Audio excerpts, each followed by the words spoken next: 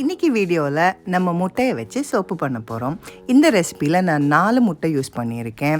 எல்லா இன்ஸ்ட்ரக்ஷன்ஸும் உங்களுக்கு நான் கிளியராக தரேன். நீங்கள் அந்த இன்ஸ்ட்ரக்ஷன்ஸ் வச்சு உங்கள் ஓன் ரெசிப்பியை ஃபார்முலேட் பண்ணிக்கலாம். அடித்த முட்டையை ஒரு ஸ்ட்ரெயினர் மூலமாக நான் ஊற்றுறேன். அப்போ ஸ்மூத்தாக இருக்கிற முட்டை மட்டும்தான் நம்ம எண்ணெய்க்குள்ளே போகும். 500 கிராம் எண்ணெய்க்கு ஒரு முழு முட்டை கணக்கு, ஆர் 1 பவுண்ட் எண்ணெய்க்கு ஒரு முழு முட்டை கணக்கு.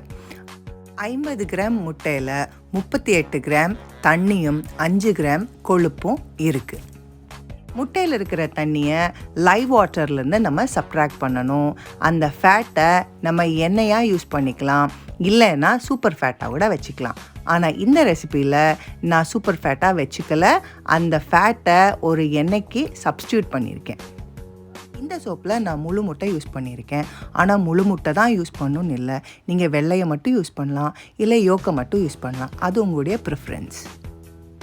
இன்றைக்கி என்னோடய ரெசிபியை நான் இங்கே ஷேர் பண்ணியிருக்கேன். இதில் நான் லைவ் வாட்டர் எப்படி சப்ட்ராக்ட் பண்ணியிருக்கிறேன்னு காமிச்சிருக்கேன். என்னுடைய ஃபேட்டை நான் எப்படி கெனோலா ஆயிலுக்கு சப்ட்ராக்ட் பண்ணியிருக்கிறதையும் நான் காமிச்சிருக்கேன். Canola oil has the same fat content as egg yolk, அதனால நான் அதை சப்ஸ்டியூட் பண்ணியிருக்கேன்.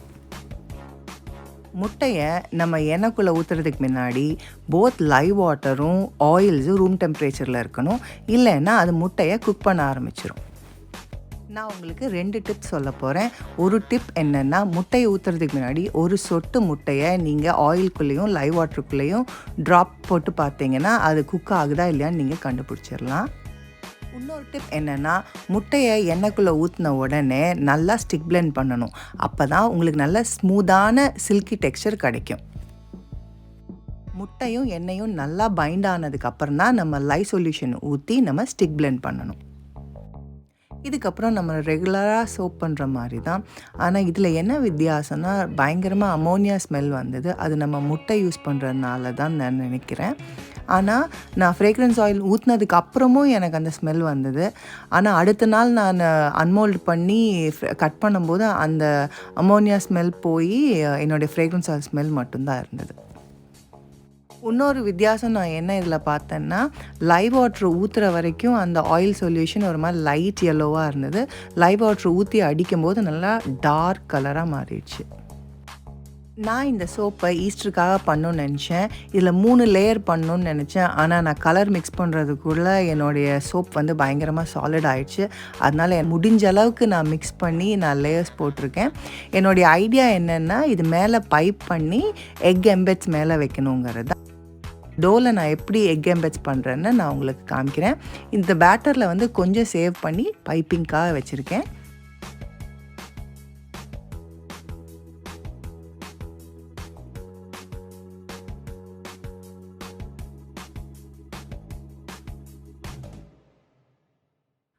பைப் பண்ணிவிட்டு அதுக்கு மேலே நான் பண்ணுற எக் எம்பெட்ஸ் வைக்கணும்னு நினச்சி நான் இதை பைப் பண்ணேன். நான் லோக்கலாக ஒரு இடத்துல முட்டை வாங்குவேன். அந்த முட்டை கலரில் வரணுங்கிறதுனால எங்கிட்ட இருக்கிற டோ வந்து கலர் மேட்ச் பண்ணினேன். இப்போ நான் எப்படி முட்டை பண்ணுறேன்னு உங்கள்கிட்ட காமிக்கிறேன்.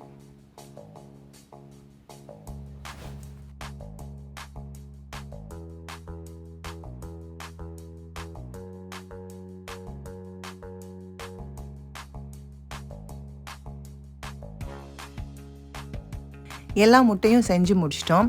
இப்போ க்ரீன் கலர் மைக்காவை நான் பைப்பிங் மேலே டிஸ்பர்ஸ் பண்ணிகிட்ருக்கேன். என்னுடைய இனிஷியல் ஐடியா இது இல்லை, பட் என் ஃப்ரெண்ட் என்ன சொன்னாங்கன்னா, க்ரீன் கலர் மேலே நம்ம எக்ஸ் வச்சோன்னா கிராஸ் மேலே எக்ஸ் இருக்கிற மாதிரி இருக்குன்னு சொன்னாங்க. ஸோ அதனால் டீ ஸ்டீப்பரில் க்ரீன் மைக்காவை போட்டு நான் டிஸ்பர்ஸ் பண்ணிகிட்ருக்கேன். இது டோட்டலாக அவங்க ஐடியா, என்னோடய ஐடியாவில், but it turned out very cute.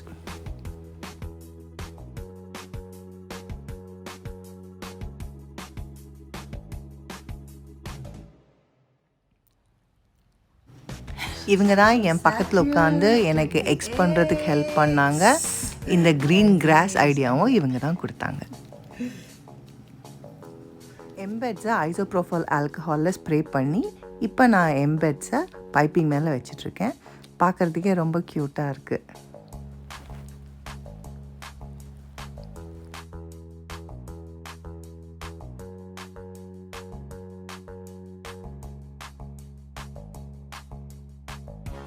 24 hours wait பண்ணுறதுக்குள்ளே எனக்கு ரொம்ப லாங்காக இருந்தது. எக்ஸாக்டாக 24 ஹார்ஸ்க்கு அப்புறம் நான் அன்மோல்டு பண்ணினேன்.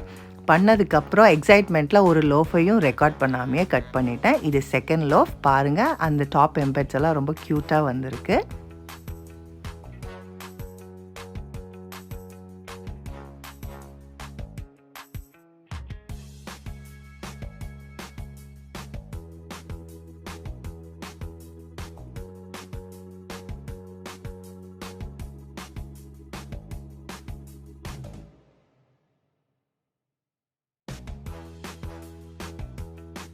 சோப் ரொம்ப சாஃப்டாக இருந்தது. நான் அதுக்கப்புறம் தான் ரியலைஸ் பண்ணேன், ஒரு 2-3 நாள் கழித்து நம்ம எடுத்துருக்கலாமோன்னு. பட் இந்த தடவை நான் ரொம்ப இம்பேஷண்ட்டாக இருந்தேன். அதனால் சீக்கிரமாக எடுத்துட்டேன். நான் சோடியம் லாக்டேட்டும் யூஸ் பண்ணலை. அதனால் ரொம்பவே சாஃப்டாக தான் இருந்தது.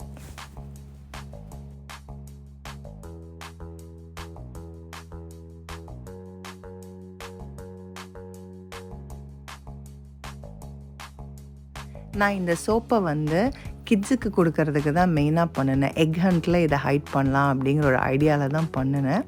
ஆனால் என் பசங்களுக்கு அது தெரியாது. So I think they'll find some in the egg hunt this year. அப்புறம் மற்ற சில குழந்தைங்களுக்கும் இது கிடைக்கும். So I wish they enjoy it.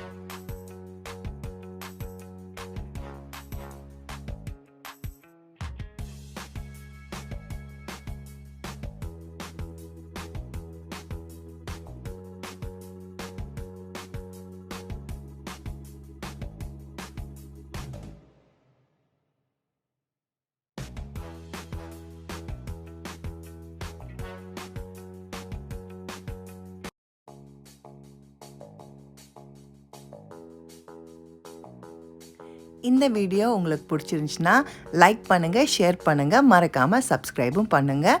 என்னுடைய அதர் சோஷியல் மீடியா நெட்வொர்க்ஸையும் ஃபாலோ பண்ணுங்கள்.